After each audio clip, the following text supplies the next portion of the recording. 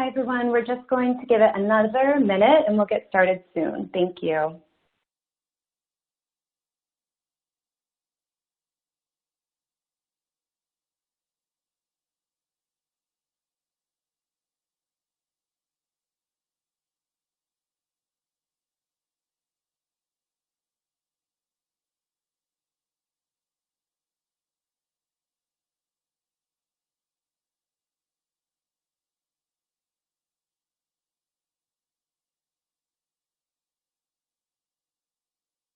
Hello, everyone. Thank you for joining us today. My name is Elise Cucciarelli, Content Marketing Manager for Informa Markets, which produces leading fashion trade events including Magic, Project, Coterie, MeCam Americas, and Children's Club, which are now all live on our digital trade event platform powered by New Order through November 1st.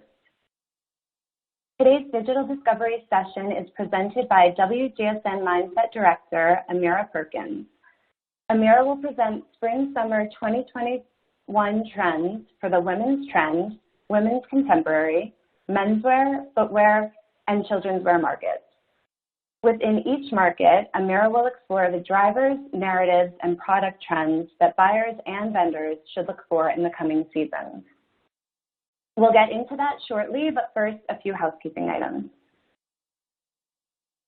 Number one, please note you will be placed on mute for the duration of the call. All questions will be addressed via the Q&A log or at the end of the presentation. Number two, if you experience any system issues, click on the help option on your registration reminder email. And number three, this presentation and the trend toolkits will be emailed to you in the next few days and will also be available on the Learn section of our digital trade event powered by New Order. And without further ado, I'd like to introduce Amira Perkins. Amira, take it away.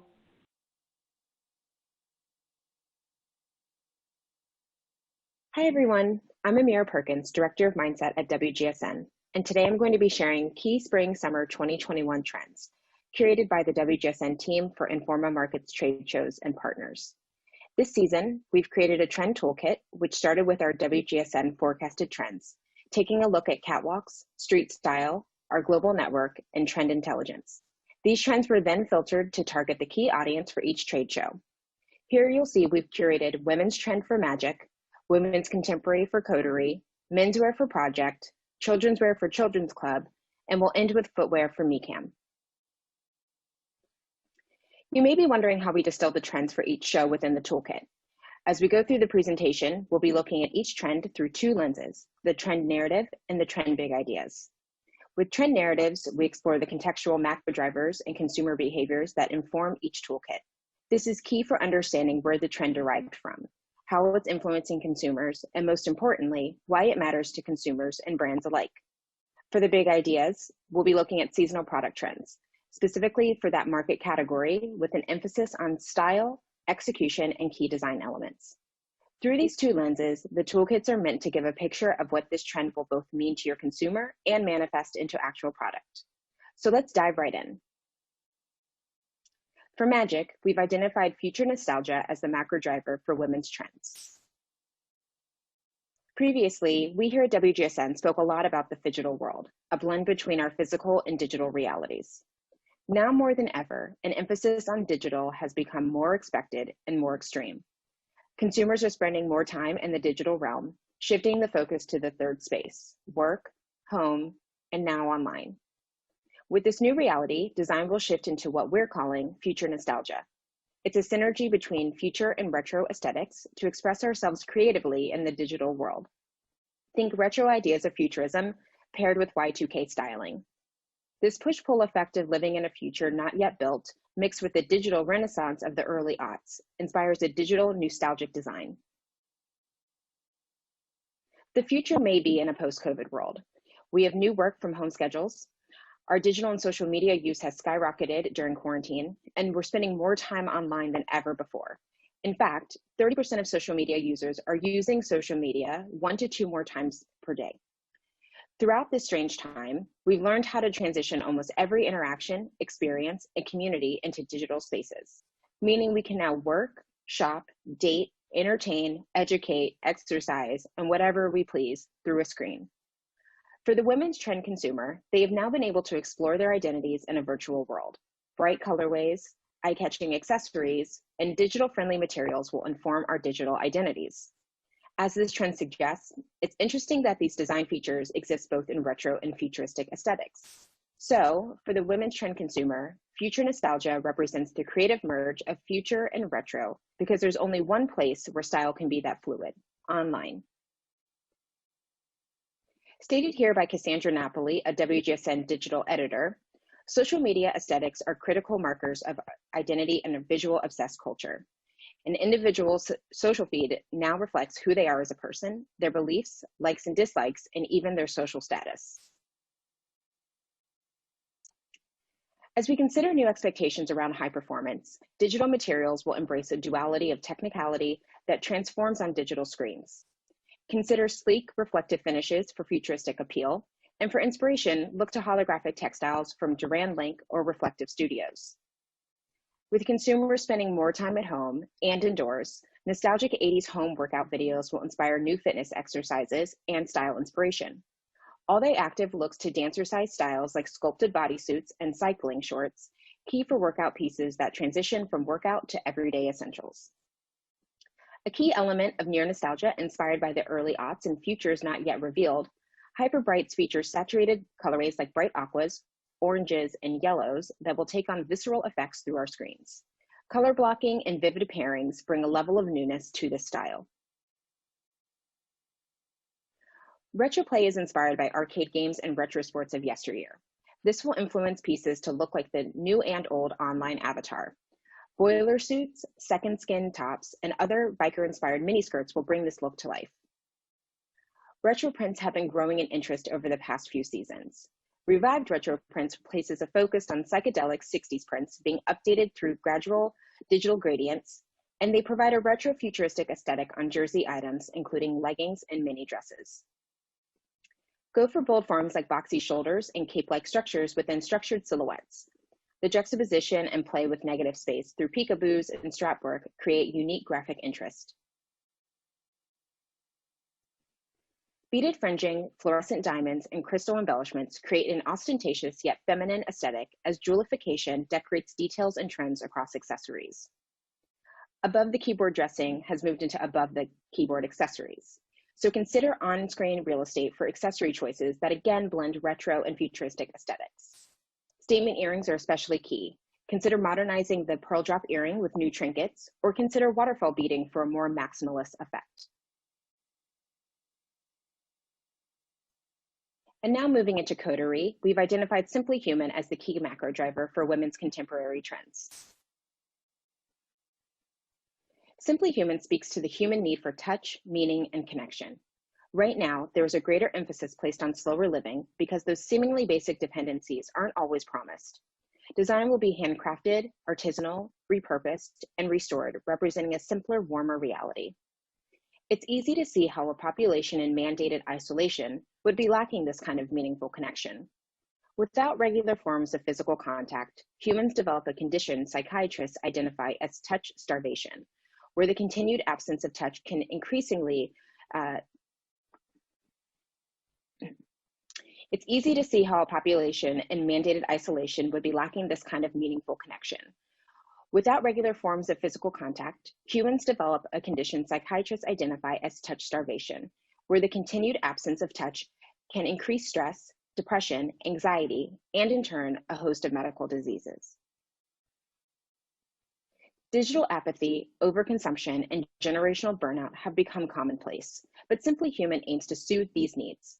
Slow activities and the return to simpler pastimes are fueling our creativity. Whether baking bread or learning to craft, the quarantine is teaching us to celebrate and embrace what we already have. For 2021, this shift signals the need for tactility through handcrafted touch, longevity, considered storytelling, and authentic sustainability to connect consumers to the designs around them. As stated here by Jonathan Openshaw, author of Post-Digital Artisans, I think it is less about handcraft and it's more about the fingerprint of the maker. It's about objects showing the unique fingerprint of something that feels extraordinary. Celebrate cultural ancestry and storytelling around a garment's making through traditional craft. Look to handcrafted appliques, crochet, crafted open work, and macrame to create these artisanal stories.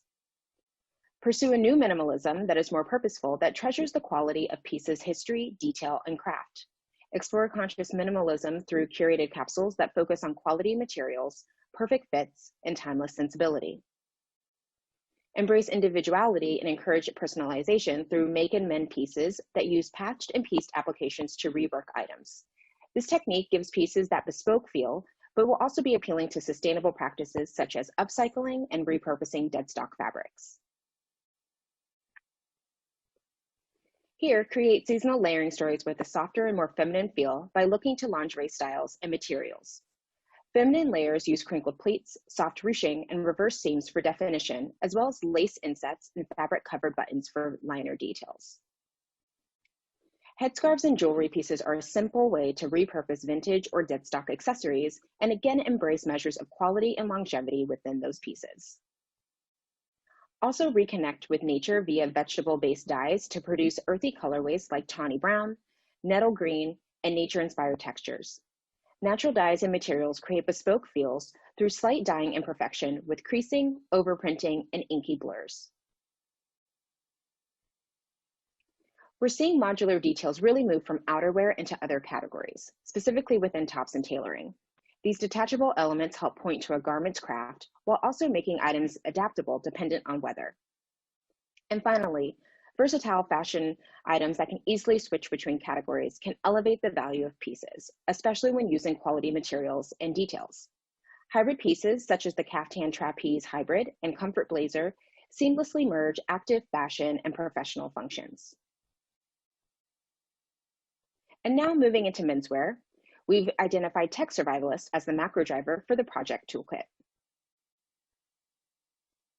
Tapping into preparedness and creative resolve, the Tech Survivalist is all about leveraging technical and solution-based design to offer consumers protection through new challenges and new normalcy. Stemming from a new survivalist mentality caused by the global pandemic, climate crisis, natural disasters, and even gun violence, consumers are looking to equip themselves with the tools and products they need. When essentials like toilet paper and Lysol wipes flew off the shelves, consumers were wanting to reach for things that made them feel prepared for whatever was ahead. Usually, this sort of doomsday prepping is reserved for preppers who save money and make bulk purchases in case of sudden disaster. However, it's transitioning to mass market where Google searches for prepping, which has been overall steady throughout the last 5 years, suddenly spiked in March 2020.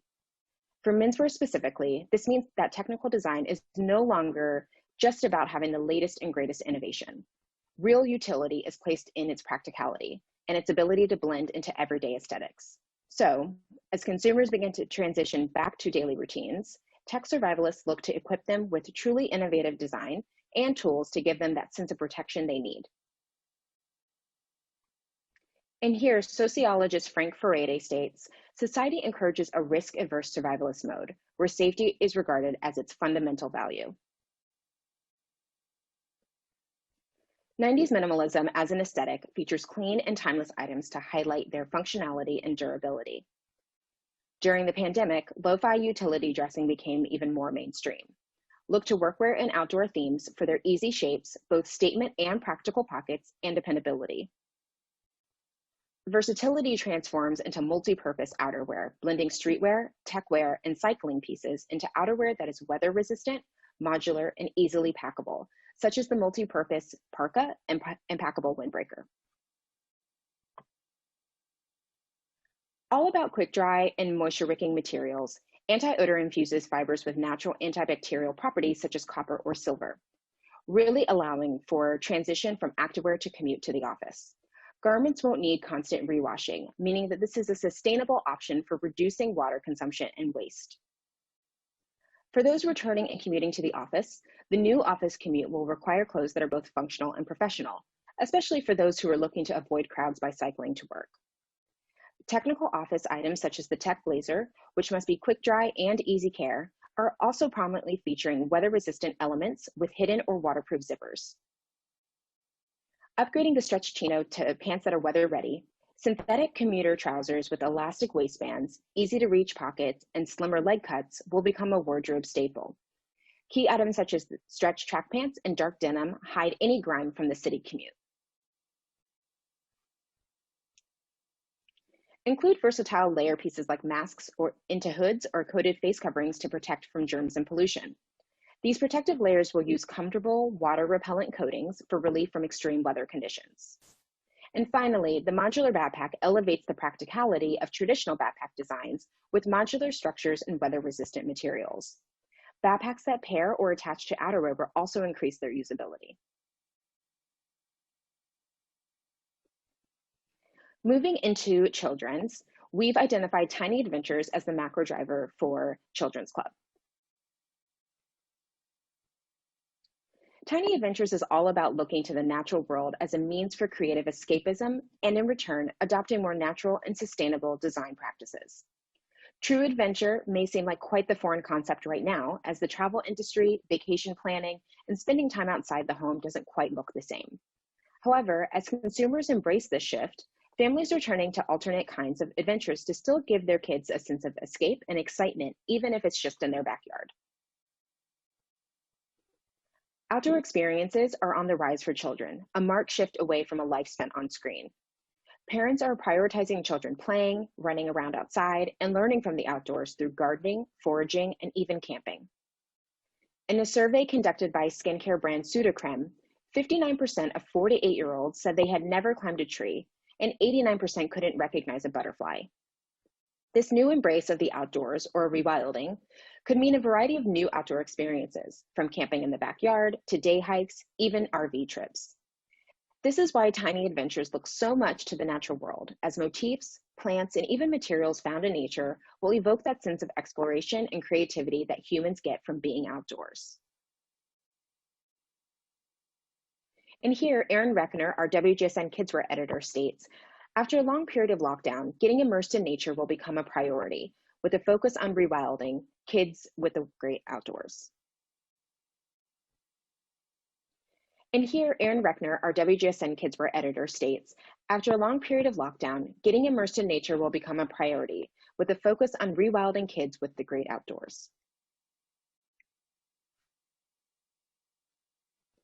For girls, Prairie Details give nod to the growing cottagecore trend with vintage heirloom-inspired pieces. Incorporate prairie aesthetics with frills, embroidery, soft gathers, ruffles, and scalloped edges. Silhouettes are leaning toward the free-flowing and voluminous for, again, ease of wear, easy fit, and relaxed proportions. Plump volumes are prominent within loose trousers, tiered dresses, billowy and puff sleeves, and paper bag shorts. For anything worn in the outdoors, utility is key, and statement pockets are great for acting as a bit of modular design and as a helpful storage spot for any found treasures on a hike. Outdoor icons such as the sun and nature-inspired prints take over textiles as consumers embrace the outdoors. Sustainability will remain key with material sourcing, including using dead stock fabrics as either design details or complete material selection. We're seeing this in patchwork especially as an easy way to incorporate smaller dead stock quantities, but also within linings and reversible pieces. Natural materials will serve as a big source of inspiration for children's accessories, almost as if these materials were found on a hike or in the sand and then made into product. These found nature details are seen in straw and raffia for backpacks, beach bags, hats, and repurposed shell jewelry sets. Sustainable slogans continue to gain traction across both Gen Alpha and their nature-loving parents.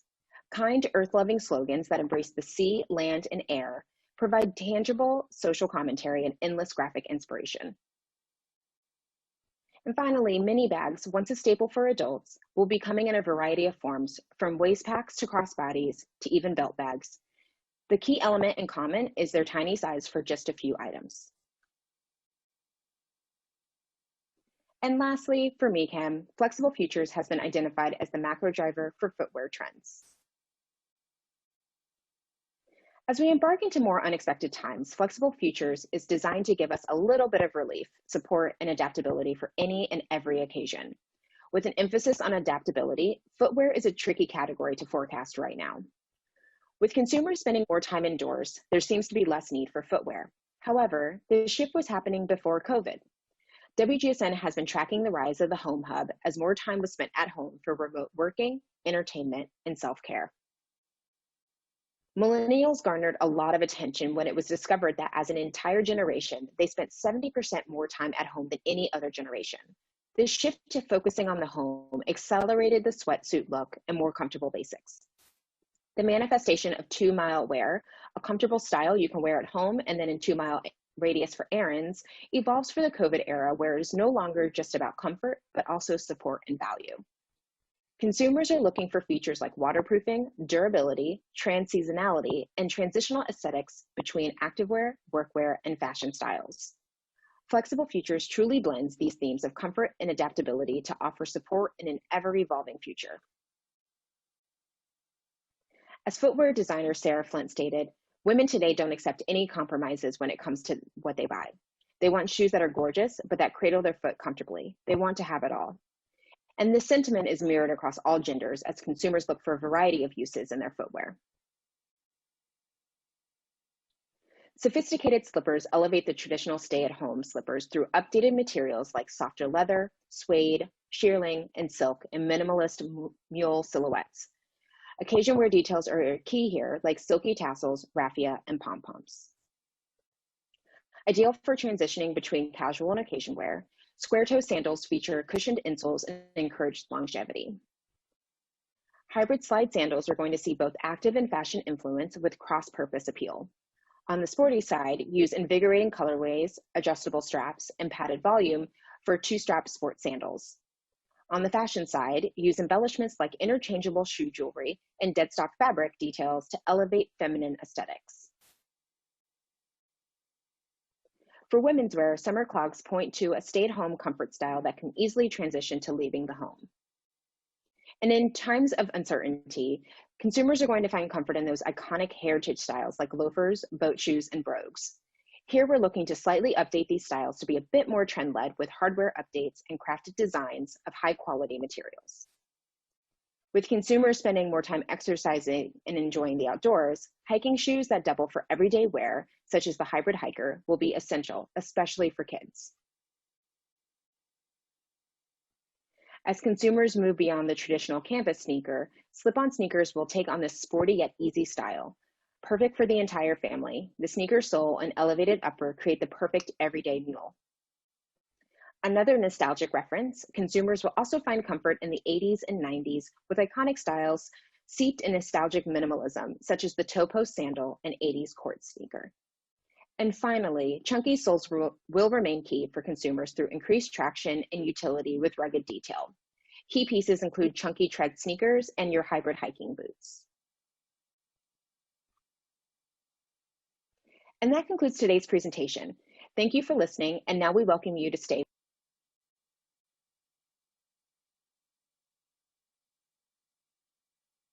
Thank you, Amira, for sharing this amazing insight. We do have a lot of questions coming in through the portal, so at this time, we'd like to open it up for a live audience Q&A. And as a reminder, you can ask a question via the Q&A portal on your screen. So our first question, Amira, how were the trends selected for each show? Sure. So the way that we work at WGSN is that we really start with the consumer first, and we wanted to understand a little bit about the behaviors, the choices, specifically knowing that we're also in a quarantine state, and how it might affect each of the shows. So each of the trends was selected based on what is the biggest shift and evolution happening within that area. So within that market, if it's, contemporary women's all the way through to if it's menswear, and what are consumers looking for in that space. And it's really based on their values, their sentiments, their behaviors, maybe even their purchase power. And that was selected ahead of time. And then we put it in transition with our own forecast, and then also what we would project for you guys within the shows. Great, thank you so much. The next question is, have any of these trends been accelerated by COVID, or were they already forecasted?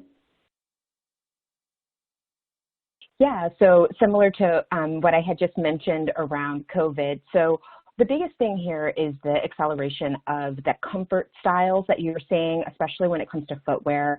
That was kind of a difficult thing to forecast, knowing that we are in the midst of a pandemic and consumers are looking for comfort wear. However, it has been something we've been tracking for a very long time when it comes to like the home hub and your behaviors in and outside of the home.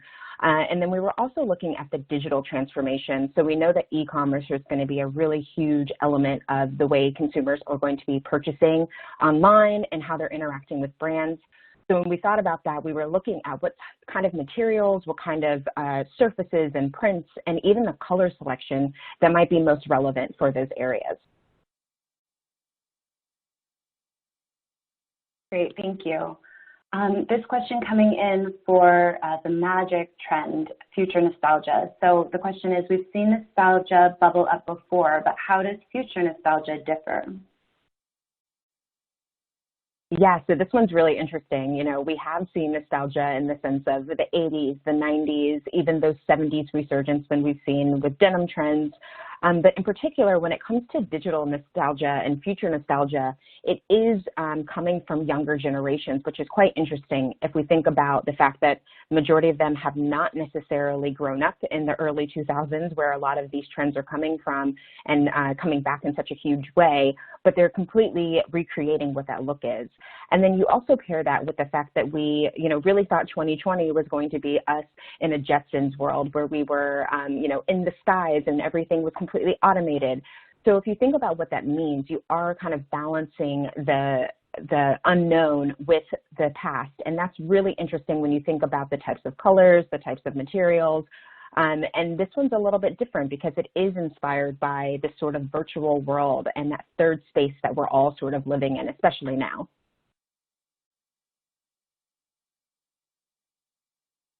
Great, thank you.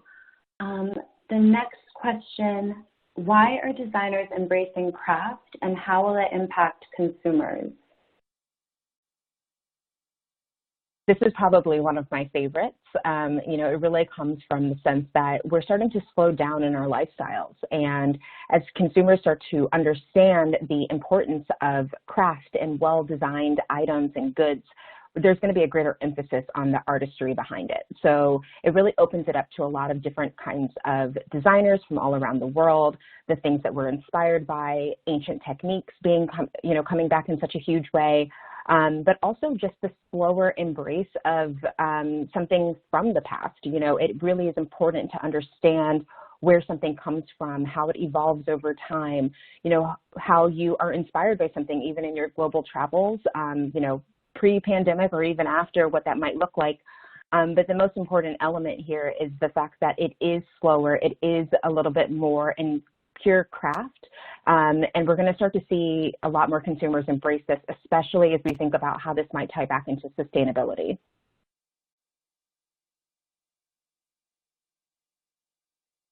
Thank you. And a question for the accessories market, specifically on handbags. Can you speak to trends within handbags? Sure. So, what's interesting with handbags right now is that it is sort of that utilitarian aspect. Consumers are looking for something that they can take with them on the go. They can pack their entire lives into if they want to, or if it's something sort of modular in that sense of utility. So we have seen that come back in a huge way. The shopping bag in particular is quite a useful tool for most consumers, male and female alike. And how they're sort of embracing that utilitarian aspect of it. So this is definitely something to watch in terms of this scale. So again, kind of going back to something that's well-crafted, high quality, you start to see more leathers, more interesting materials kind of coming to the fore. But also specifically that modular element is going to be really important when it comes to handbags. So even if it is a miniature bag that you're seeing in kids wear all the way through to how adults and more consumers are using their bags, it's going to be really important to understand that it is coming from a utilitarian lifestyle. Thank you. And for the women's contemporary market, can you speak to some prints and pattern trends that buyers should be looking out for spring, summer 2021? Yes, so for contemporary, it's going to be really important if you go back to the fact that it is about slow living.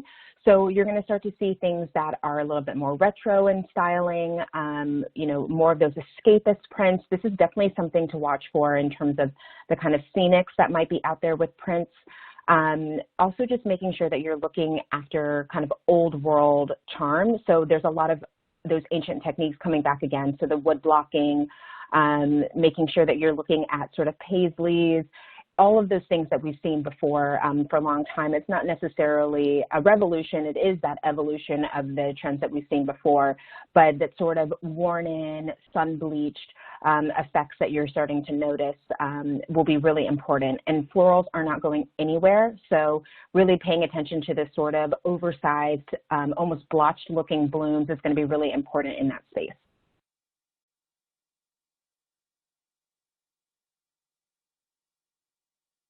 Great, thank you. And then looking to denim. So can you speak a little bit more in depth on the men's and women's denim category for spring, summer 21? Sure. So here it's going to be really important to think about that commute again. So we've always seen those sort of performance elements be really important to denim. However, when it comes to innovation, you're going to start to see a difference in the type of washes. The biggest thing that you can look out for is more the future effects. So thinking about that commute, something that might hide grime, really thinking about those antimicrobial properties that we called out for the tech survivalist for men's. And for women's, it is truly about that sustainable aspect. So, can it be repurposed? Can it be patched? Can it be upcycled? Really speaking to that in a huge way for your consumers. They're going to be looking for this. Your customers are looking for sustainable goods and also for a way that they can embrace this in their everyday. So they might be looking for something new, but giving them something from the archives that you've reworked and repurposed will be really important.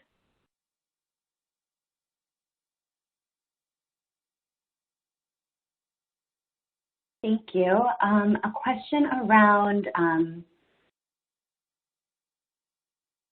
whether we'll see more elevated looks anytime soon, or if it's leaning more casual into spring, summer 21. Oh, that's a good one. So we are seeing more elevated looks, which is quite interesting because we've seen for so long the sort of casual embrace and streetwear being so big, but we are seeing a move towards more tailored sartorial dressing.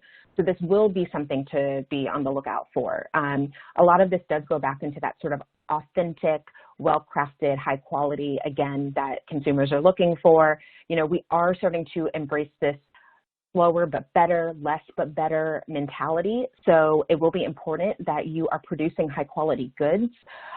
Consumers are smart enough to know what something feels like, and they're going to be kind of making every purchase with that emotional factor in place. As part of the elevation of the looks, though, this is something that you can make something casual feel more elevated through the types of materials that you're using, through the details, through the color. Color plays a huge part in this in terms of making sure something feels a little bit more elevated. So I would definitely keep that in mind when you're thinking about the collections. But then also, it's not to say that luxury is taking over, but it is about something being made with better quality and better for the environment.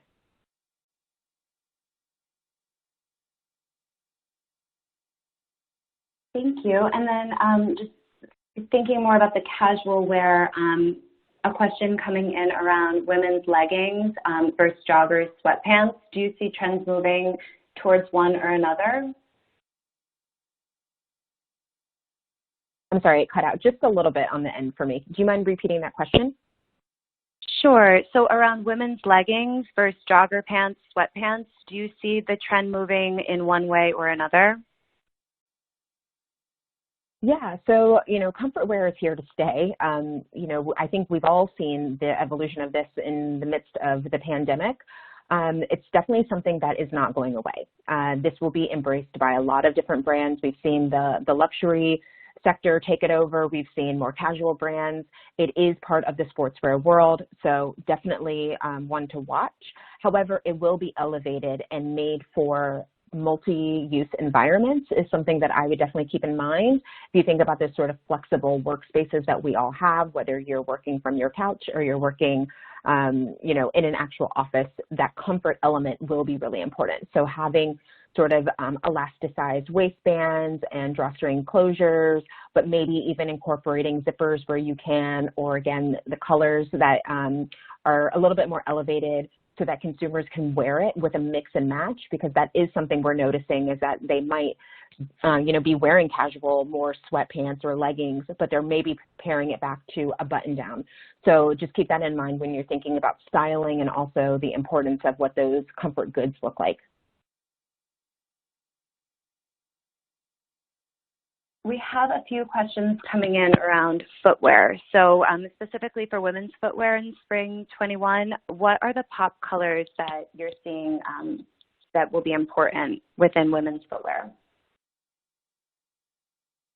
Sure. So one of the biggest ones would be sort of those warmer tones.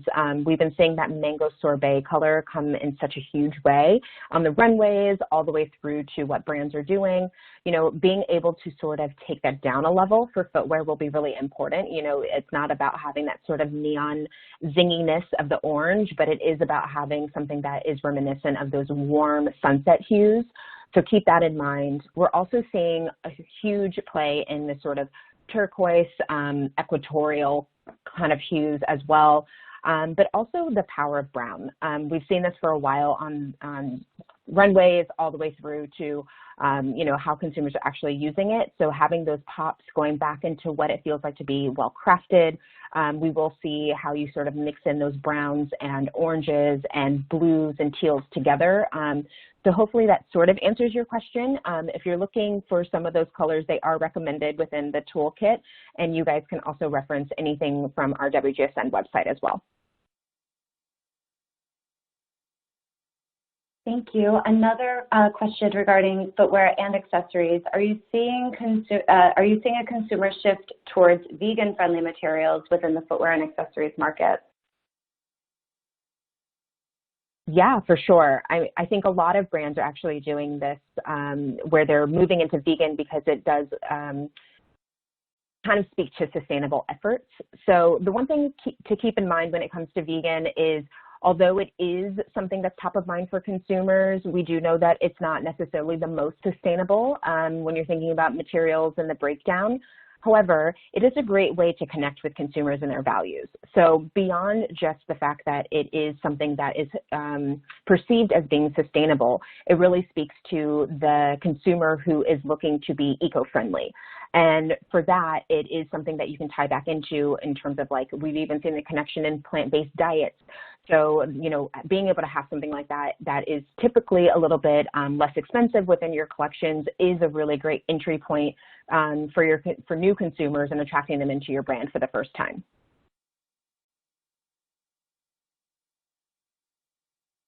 Great, and then a couple of questions coming in around the children's wear market. So to stay in the same footwear category, are there any specific silhouettes you're seeing within children's footwear as standouts? Sure. So the hybrid hiker is definitely one of them. It's something we've been seeing over the past few seasons, but again, it gives that versatility within the closet. You know, if you're thinking about less but better, the parents and the consumers will be looking to really create that one item that they can use in multi-use ways. So that's definitely one to watch. We've also seen the sort of Mary Jane come back in such a big way when it comes to just a really easy slip-on style for girls.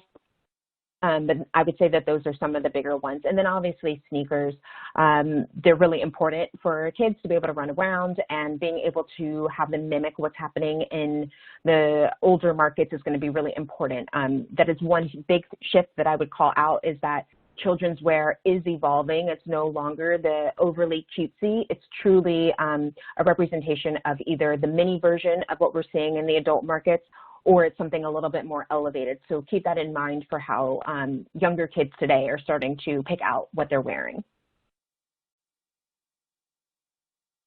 That's so interesting. There's another question coming in around the children's wear market, and that's if there are any specific colors that you see emerging as particularly strong within children's wear. Yeah, this is another really good question. So it ties back directly into the sort of elevated looks. So we've seen some of those warmer hues. I can't speak enough about the importance of warm hues right now. It's something that is extending even into the interiors market. But really thinking about those sort of baked by the sun kind of warmer tones. So those terracottas mixed with those oranges and even some of those fuchsia tones, and then also just pairing them back with those sort of hyper brights. So something that is more of like the performance blues, or, you know, really thinking about how to make those unexpected color pairings. So if you think about, again, the fact that the kids wear market is starting to embrace things like cottagecore, or, you know, a little bit more handcrafted and more sustainable. It'll really, really speak to this new need to have things that look like it was formed by nature. So keep that in mind when you're starting to build out your palettes. Thank you. And another question in the children's wear market, if you could speak to some specific patterns and fabrics that we might be seeing in this category for spring 21. Sure. So I think we had called it out, but the made by nature is a really large aspect of this. So being able to create anything that is almost botanical all the way through to those true florals, you know, and also anything that ties back into sustainability. So whether that's mixing in certain slogans, that'll be part of it.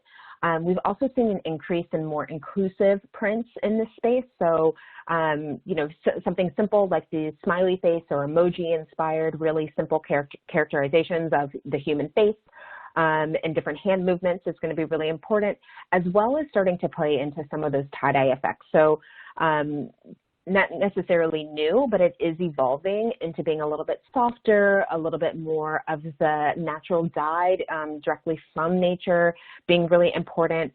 We are starting to see more of those jerseys and cottons coming in such a big way. Again, ties right back into that sustainable messaging, and then also playing with some of the textures. So don't be afraid of 3D effects such as like seersuckers and waffles. You know, again, those are really core to the assortment, but really playing that up. And then also denim. All of this really goes back into those sustainable efforts.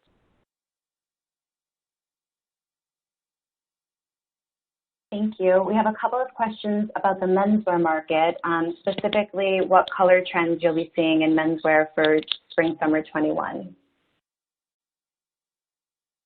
Sure. So for men's, the newness here is really going back into the sort of classic tones. So we've seen the navies and the blues, and then there's been a really large resurgence of this sort of digital inspired colors. So again, those oranges and yellows that have been kind of moving on from construction chic all the way through to where we're seeing now. When it comes to the tech survivalist, you think about those highlights and those unexpected accents. This will really speak to the sort of reds and oranges and yellows and even those green effects that are almost near neon, being paired with those sort of darker, more dystopic tones. So if you think about how to mix those together when it comes to those like inky darks all the way through to those near neons being mixed together and creating those stories, that really speaks to the tech survivalist. That's not to say that those sort of power pastel tones and more nature-inspired tones that we've seen for the past season or so come back aren't necessarily going away. It just means that you are giving way to these more interesting, deeper, a little bit more gritty tones instead. And then just adding on to the menswear market and the tech survivalist trend, if you could speak to accessories and jewelry in regards to menswear, any big ideas coming through the accessories and jewelry categories for men? Yeah, so for accessories, this definitely ties back into anything that's modular. So, you know, if you think about the sort of bags that they're wearing, it's all pieced and patched, the backpack being a huge, huge part of this. We called out the modular backpack for its functionality, but also this is a great space to be able to play with unexpected shape and unexpected materials. And then again, keeping in mind what the commute might look like. Some of the accessories, we are seeing some jewelry in there, you know, a little bit more of the chain effects, but then also starting to play with things that are a little bit more sleek. So if you think about the sort of survivalist attitude when it comes to menswear, it will be important to have things that are utilitarian in use, and that will help kind of tell the entire story. Thank you. Shifting back to women's wear, specifically women's denim, it's a two-part question. What kind of washes and design details do you see being the main focus for 2021? And then the second part of that question is, are high waist, full leg bottoms important going forward, or will the skinny jean continue? Sure. So I'm going to start backwards to your question. High waist is not going away. We know that it's incredibly flattering. We know that it also speaks to some trends where you're tucking in some of your shirts. And again, it's something very flattering to most women. The wider leg is important to keep in mind. You know, it is a staple now in the market. Skinny is always going to be there. There's a consumer that wants that, but definitely speaking to this sort of more relaxed fits are going to be important from 2021 onward, especially as you start to play with different embellishments, different patching. It really paves the way to be able to speak to that trend, especially around sustainability, a bit more than you can within a skinny jean. When it comes to this kind of washes, we are seeing those sort of traditional rinses being really important. And then thinking about some of those unexpected tones. So really being inspired by workwear, but this will be important when you're thinking about how to introduce new colors, how to play with different canvas effects, and then also starting to continue to invest in that true Americana sort of styling. When it comes to other pigments and different iterations of it, it is important to play with bleach effects. So just keep that in mind as we think about how this might play into different wash effects. You know, they're not going away anytime soon. And then I think, I'm just trying to think off the top of my head as well, some of those upcycled sort of green washes that we've seen before will still be important and relevant to that consumer. Thank you so much. I think we have time for one more question. So I'm just looking through. I guess we can end with women's accessories. So are there any big ideas or key pieces within the women's accessories, fashion accessories market that you can share?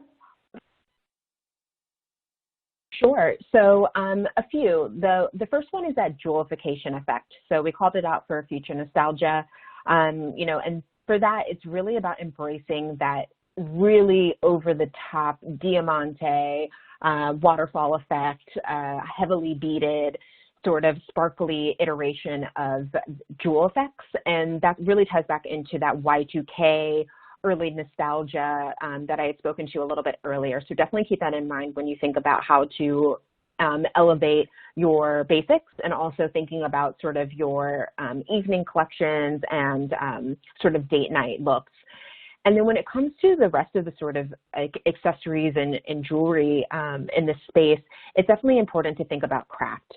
So, you know, we did speak quite heavily about the importance of craft, but you'll start to see this with sort of the revival of different beaded looks, different wooden effects, and then also playing with different lengths. So, we saw layering for a very long time. Now it's more about these sort of statement, over-the-top artisanal looks. And you'll see this in the different ways that it is embraced across a variety of categories. So definitely keep that in mind when you're thinking about it. I would say that this is really about play.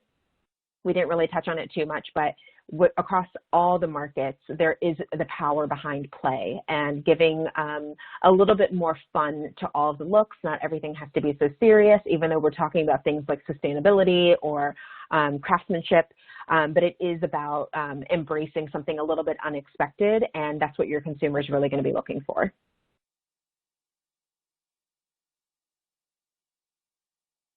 Thank you so much, Amira, for being here with us today and for sharing this incredible trend direction. Really amazing. Thank you. And thank you all for tuning in to our Spring-Summer 2021 Trend Toolkit Digital Discovery Session. As I mentioned at the beginning, this presentation and the Trend Toolkits will be emailed to you in the next few days and will also be available on the Learn section of our digital trade event powered by New Order, which is now live through November 1st.